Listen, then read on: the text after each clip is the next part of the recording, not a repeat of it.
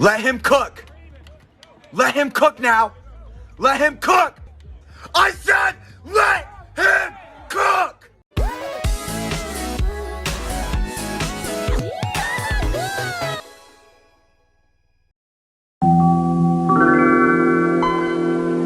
I exist now.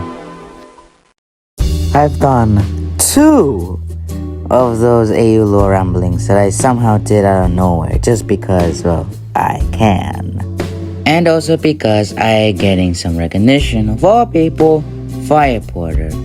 Just because he saw of my 2 AU lore ramblings that I posted on July and at September. So yeah, since this is November, we're just basically doing it again, just because. Anyways, enough said. Let's just get into the AU lore rambling, shall we? Number 1. So y'all remember from the last AU that I did that 87546 was an O2? Well, not anymore. And I'll tell you why. Now, originally I was gonna make 87546 a K2 from the LNER and my second AU lore ramblings. However, I quickly changed him into a O2, thinking that would suit him perfect. However, with the introduction of the buried trucks, Dudley, I decided to change his basis back to what it was originally going to be in my second AU lore ramblings, at K3. Speaking of which, number 2. Yes, the entire Dudley stories is actually canon in my AU. I would have the Dudley stories take place after the events of Enterprising Engines in 1967. My backstory for Dudley is that he was built by the LNER in 1942 as number 3841.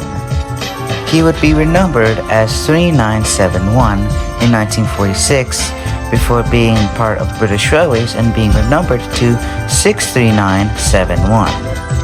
He would operate for British Railways until being withdrawn in 1962.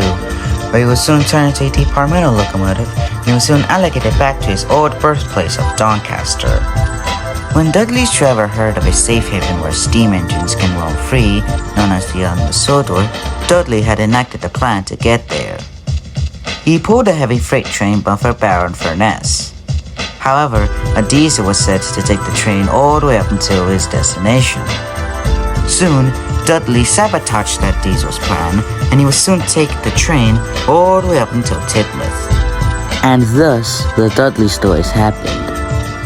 He would soon take a heavy goods train from Titmouth back to Doncaster, where a few months later, he was withdrawn from service and was scrapped right away. His remains though was sent to Kildane, but was later melted down. Number 3. At Sudbury, there is a harbour that used to be a part of the Roseworth and Sudbury Railway. The line would junction off near Sudbury and would soon run over to a canal network before reaching the bridge that leads into Sudbury Harbour. The harbour is run by a fleet of packet locomotives built by the Packet & Sons. The packet locomotives would run through the piers and docklands, pulling trains in and out of Sudbury Harbour and into the yards at Roseworth. The packet locomotives would run through the harbour until being withdrawn around the 1970s, not being seen again, as the last documented locomotive running on the harbour was Sudbury Harbour Board number 12. It's been stated that all of the packet locomotives that ran Sudbury Harbour was scrapped. However, one Sudbury Harbour packet locomotive number 11 was preserved by the Council of Sudbury and was soon put on display at Sudbury Railway Station, hidden away from the elements. The locomotive is still on display to this day. Number 4. In my AU, the Ffarquhar branch line not only extends from Olstead, but towards Pilgardred as well. This was done by the North Western Railway as a bit of an extension of the Ffarquhar branch line back during the 1920s. Both the Pilgardred and Ffarquhar branch lines would connect up to an aluminium works in Pilgardred. This is where trains carrying aluminium would take them towards their final destinations. This extension from the Ffarquhar branch line is still in operation today. Number 5. Since we're talking about the aluminium works was opened alongside the Pilgardred branch line in 1923.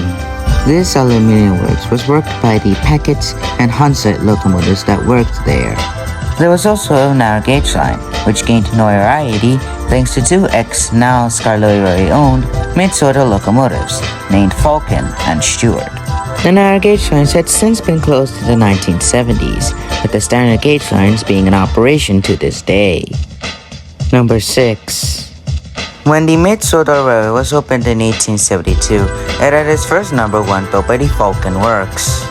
It would operate on the Mid-Sodor Railway until being sold off and was nowhere to be seen, later being replaced by the Festiniak Railway's number 8, Duke. Not being a part of the Mid-Sodor Railway, number 8 was regauged to the Mid-Sodor Railway's 2 foot 3 inch and was soon renumbered from 8 to 1. The Mid-Sodor Railway would continue operations until being closed down in 1947, where most of its assets were sold off or scrapped. It's been agreed upon that number 1 was scrapped during the 20th century. And what about Duke? Well, Duke is still with us, being rediscovered in 1969 after the railway had closed, and he's now operating on the Scarlet Railway ever since. Number 7. Remember that one illustration error of the scene from Edward's Day Out when he was about to collect the coaches? Well, before the events of Edward's Day Out, an express train traveling between Titmouth and London had a coupling snap at Vicarstown. The coach was sent to the carriage sheds to be inspected. A replacement had to be taken all the way up to London. By the events of Edward's Day Out, the coach had been fixed, and soon Edward had collected the damaged coach that was supposed to be a part of the express, and soon took the coach on his day out. There was another incident involving the coach, where, while coupled up to a non-corridored coach, its coupling snapped while a LNWR Clawson class was shunting its train towards the platform. The corridor coach was sent to its carriage sidings, while a replacement, a non-corridor coach, had to fill in for the damaged corridor coach. And thus, I explained the reasoning on the illustration error that Dolby did on the 3 railway engines. At least in my AU. Number 8. Track bands are a key important thing on a railroad. It helps in refueling water way quicker than stopping at a railway station and then filling up with water at a water tower. It was invented by the London and North Western Railway to speed up times on their Irish mail trains as well as other trains going to their destinations. Around the 1870s, the North Western Main Line was fitted with water troughs. These water troughs are located at Crosby, Cronk, and Kelsthorpe Road. The water trough would remain on the island of Sodor and the mainland until being removed in the 1960s and 1970s. There are no water troughs arriving today on the island of Sodor and Great Britain. Number 9. The television series of the coaches was based on the Southern Railway Monceau coaches, which were built in the 1920s and 1930s. Their variant in liveries would receive from their pre-war, war, and post-war variants of their livery design. While the North Western Railway would build their own coaches, they would borrow some from the London Midland and Scottish Railway, the London and North Eastern Railway, and the Great Western Railway. During the war years, the North Western Railway would borrow some GWR Collett coaches, and in the 1950s, British Rail would give them their BR Mark I variants. Today, the North Western Railway has a variant of coaches that they call home. Those were the venerable but non-replaceable BR Mark Is, the reliable and speed-looking BR Mark IIs, and the shiny and high-speed-looking BR Mark IIIs. And finally, number 10. The Royal Northwestern is a prestige express train that runs along the Northwestern Main Line. It starts at Teignmouth, that it ends with Vicarstown before going to Barrow-in-Furness and then going towards Euston. The express had started in service in 1872 when the main line was completed. Originally operated by the Rosewood and Sudbury Railway and the Sodor Mainland Railway in conjunction with both the Furness and the London and North Western Railway, later the LMS and into British Railways, it would soon transition from steam to diesel and then later electric by the 1970s. Nowadays, the Royal Northwestern has been operated by a pair of high-speed trains, also known as Intercity 125s, named Pip and Emma, which were both bought by the Northwestern Railway in 2011 from the Great Western Railway. Today, Pip and Emma now operates the Royal Northwestern, having replaced locomotive hauled stock, while also retiring a Grizzly A1 Pacific. The Royal Northwestern is still operating today.